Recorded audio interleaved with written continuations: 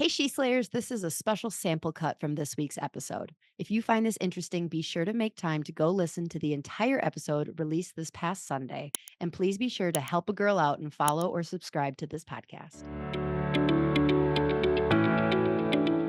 Okay, so like I'm kind of tying, maybe my brain is just working slow on jet lag, but like the pieces are really falling together as far as like a couple things you've said a couple times with this like so you are self-competing, you're wanting to surround yourself with better people because like yeah, if you have a competitive like so a lot of times competitive and comparative a lot of will go along in a healthy way and you could have been the richest of your friends, like the best. That was the top of the mountaintop because if you just looked around, like that circle of like the 5 people you surround yourself with, but you saw like, okay, I need to surround myself with people doing more, make yourself uncomfortable.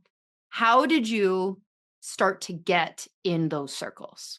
Like, do you just walk into the Ritz and be like, does anybody want to be my friend?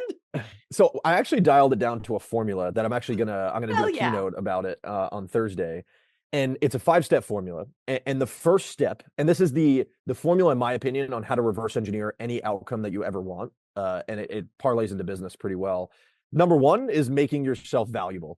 That is the number one thing that I think you should always focus on is like, how do I become someone that's referable or somebody that other people want to be around in the first place?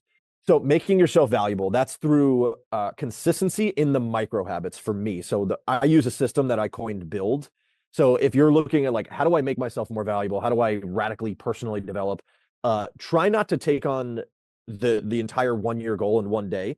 Dial it down to a micro set of habits that you can consistently win to where logic, math, and science tells you that it's virtually guaranteed. So for me, I use a system called build. B stands for body. So what am I doing for my body every day? U stands for you. What is it that I truly want to do? Because ultimately, I'm building an entire life around what I want to do. So if I don't schedule that time in, I'm eventually going to lose myself. Mm-hmm. I stands for income. What am I doing? Am I making the sales calls? Am I, closing any deals, etc.? L stands for love or relationships. How am I deepening my relationships? How am I building new ones? And then D stands for your development. What are my inputs? What am I consuming? My books, podcasts, all these types of things. And if I simply just take care of those things, even if I don't have the desire to do them every day, because you're not going to, logic, math, and science tells you that you are guaranteed to achieve the outcome over a long enough period of time. Mm-hmm. So that's what I started to buy into. Then I parlayed that with creating my own ecosystem. That was step number 2. And that ecosystem all started for me 5 years ago with a podcast. Since then, we've done 500 episodes, me and my business partner, Landon. And initially, we set out that podcast because we were two 22-year-olds, like identity lost just out of college sports, didn't know what we wanted to do. We got into the world of financial services and self-employment, and we wanted to share our story. And we quickly realized that no one wanted to hear about two 22-year-olds talk about success when we have none of it. So we pivoted the model. Did that happen around episode 6, by the way, where you're like, it was like episode 2, shit, what should we talk about next week? We've already said our story. Pretty much. And so we flipped it on its head and started to get successful people like yourself on the podcast and learn from your story and how you did it, because selfishly, we couldn't afford your mentorship at the time. Oh, So yeah. The amount of conversations that you get for free by being a podcast host, it's wonderful. It's the best thing in the world. And it's what I really like about a podcast is that I'm naturally introverted. I'll be extroverted when I have to be. I'm an outgoing introvert, I consider myself. So I love speaking on stages. I love networking, but I have a very low social battery. And so with the podcast, I'm never trying to go to a networking event where a lot of people see them as like icky, like everyone's just trying to sell each other on things. Not the ones that you guys host, granted, because you host an incredible space. But there's like these sometimes these networking groups that like I just don't even want to go into. But when you go to these places, if you come off as someone that could just add value into someone's life instead of trying to force what you do upon people, the podcast is a really easy, low barrier to entry where you'll be able to get people in a conversation and have a shared experience with them a lot easier than trying to bring a value proposition immediately to them business-wise. Right. So that was our way of doing it. And we parlayed step 2 with step 1 by implementing the advice that these people were giving us.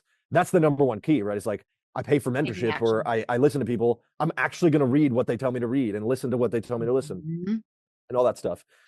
Ultimately, that resulted in a ton of like joint ventures, affiliate partnerships, where we quit our jobs, started a sales agency, and even like 5 key joint ventures from the podcast were sending us thousands of leads a month to our sales agency. And so ultimately, like, to answer your question directly, that was really how we kickstarted this thing, was with the podcast. And then eventually we took that ecosystem that we built. We started building communities, book clubs, all these different types of things, and then started to merge those ecosystems with other people. Because I'm no longer looking for one-to-one relationships. I'm looking for relationships that could go one to many. So Mm. instead of, like, let's say I meet Lauryn, I'm no longer looking to say, hey, Lauryn, you should be a client. I'm going to say, hey, Lauryn, what's a mutually beneficial thing we can do to be value adds to each other's communities? Because now 1 + 1 equals significantly more. And that's been Mhm. my formula.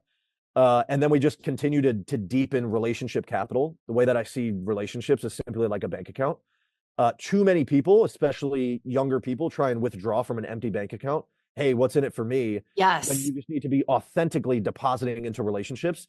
Over time, the laws of the universe just allow people to reciprocate. You're going to get burned 5 out of every 10 times, if not more. But the true relationships that stick are exponential, and they're exponentially better than the other ones that didn't. So it's a numbers game in that aspect, and all you have to do is focus on bringing value. And then step 5 is simply just to repeat. That's where Oh, most wait, people shit. miss it. What were 3 and 4? So 1 was to make yourself valuable. 2 was Yes. to build your own ecosystem. Yep. 3 was to merge those ecosystems. Yep. 4 was to deepen relationship capital, and 5 is to simply just stay consistent in doing it.